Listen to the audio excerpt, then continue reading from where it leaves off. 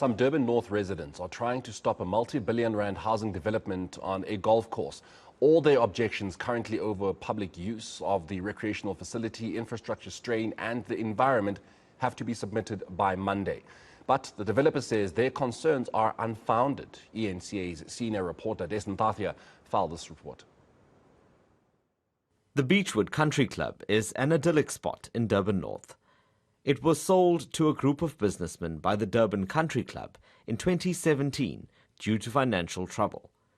Now, with Monday being the final day for objections relating to a rezoning application for a 3.5 billion rand mixed-use project, residents are scrambling to make their voices heard. Friends of Beachwood, a neighborhood group, says it's not just about ocean views being compromised.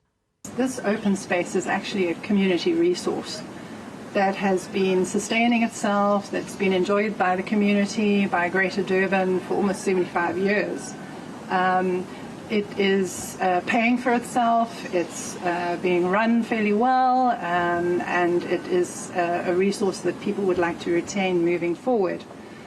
So they're concerned about losing their community asset. And given that the land is privately owned, but the recreational right being publicly owned, over that they are concerned that this process is going to be removing that recreational right which they are entitled to.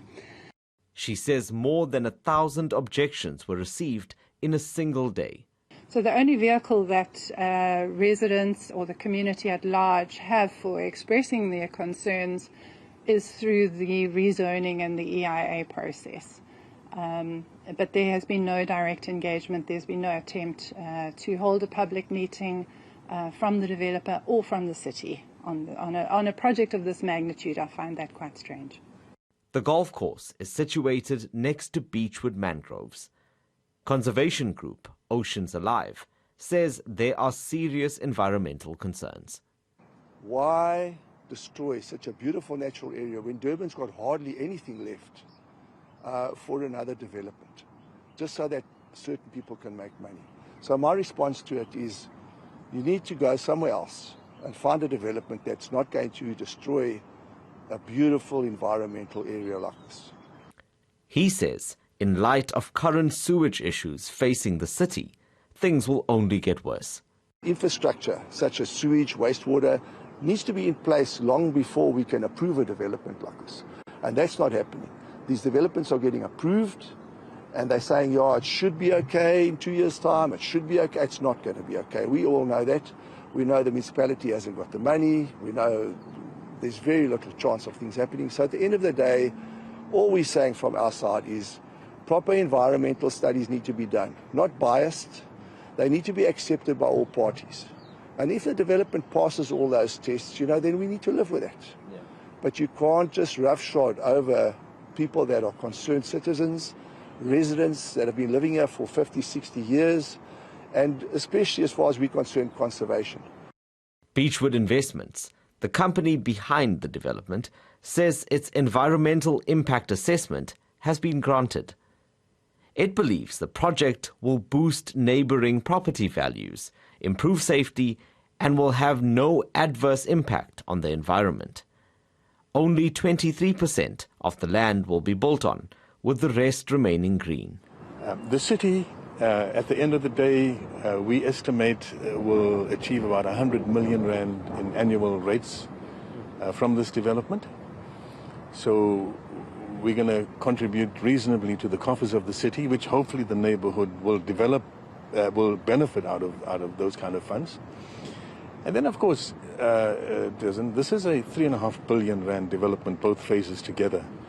And we believe that this will undoubtedly stimulate our very poor economy at the moment, not only in KZN, but also possibly in South Africa. Strydom says he wants neighbours to be happy and would not oppose an extension to the objection period if needed. He says a public engagement will be held soon to clarify the intentions of Beachwood Investments. About 70, 80 years ago, the farmer who owned this area, he donated this to become a golf course for the community. Yes. I'm I would imagine about 50 years ago, eventually that whole concept didn't work out. And this was sold to the Durban Country Club. It then became a private piece of property. So that concept of that farmer originally disappeared 50 years ago when this was sold and it became private property. Yeah. And of course, it's now sold to us, and we are also a private enterprise. So what the neighborhood is saying is they've lost a public amenity. That is incorrect. This is not a public amenity. You've got to be a member, a paying member, to do what these gentlemen are doing here now. The outcome of the rezoning application is expected by February next year. I'm Dasen Thathiah in Durban.